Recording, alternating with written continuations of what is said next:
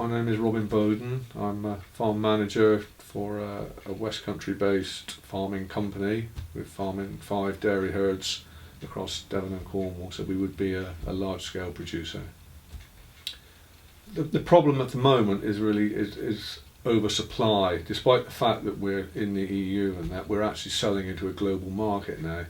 So at the moment there is too much produced in the world, which means China has dropped back its consumption because of their economic sort of slowdown.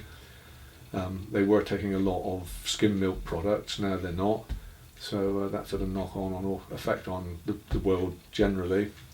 New Zealand is still obviously a massive importer. The Americans are exporters. Sorry, New Zealand exporters, and so yeah, we are in a surplus situation, and that is where we find ourselves with the milk price.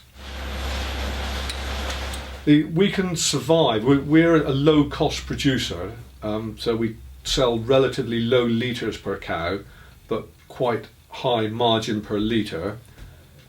So we can stand a milk price like this for a short time. We can pay our bills and we can stand this milk price, but what it stops us doing is we can't reinvest in our business like we would like to.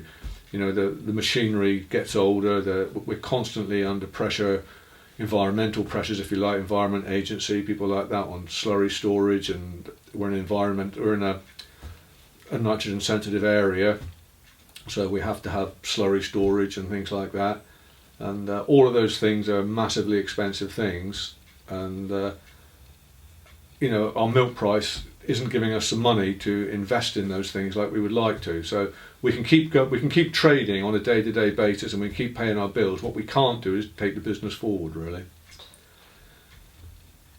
If a farmer is a landowner, then they've obviously got a very high value asset, if you like, and a lot of farmers would be what you might call asset rich and cash poor. So the banks are quite ready to lend to farms because they have this massive asset base. But if farms go bust, then it will it'd be devastating. Really, farms would be repossessed. That will have a knock-on effect on the price of land and things like that. So it would it wouldn't be good. No. Then I'm pretty certain that the consumer would be prepared to pay a higher price for their milk if, for one, they thought that little bit of extra money was going to the farmer, not to the processor or the retailer.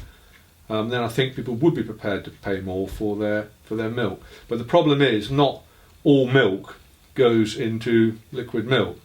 Some goes into cheese, and obviously the amount of milk that goes into cheese means it's quite a lot of litres, so you would need quite a big increase to have that knocked back onto the milk price, if you like. So cheese would go up by quite a lot of money, is what I'm saying, whereas 4 or 5p on a litre of milk going back to the farmer, they would probably stand, but whether they would stand 40, 50p or more on a kilo of cheese is slightly debatable. But also, other milk goes into skim milk products and things like that. So, it's not all liquid milk, if you like. So that wouldn't necessarily solve the problem, but it would possibly help. I really enjoy my work. I've done it now for 30 plus years. It's a fantastic way of life. I'd get up, when the kids were small, I'd quite often go out to work in the morning, come back, have breakfast with the children before they went to school. There was a very flexible sort of day. I might work long hours, but I can get time in the middle of the day, things like that. I enjoy working outside. I enjoy working with animals. There's lots of positives with it, and I would certainly look to sell my career, if you like, to young people, coming in from outside agriculture, particularly people with fresh outlooks on things, to revitalise agriculture, if you like.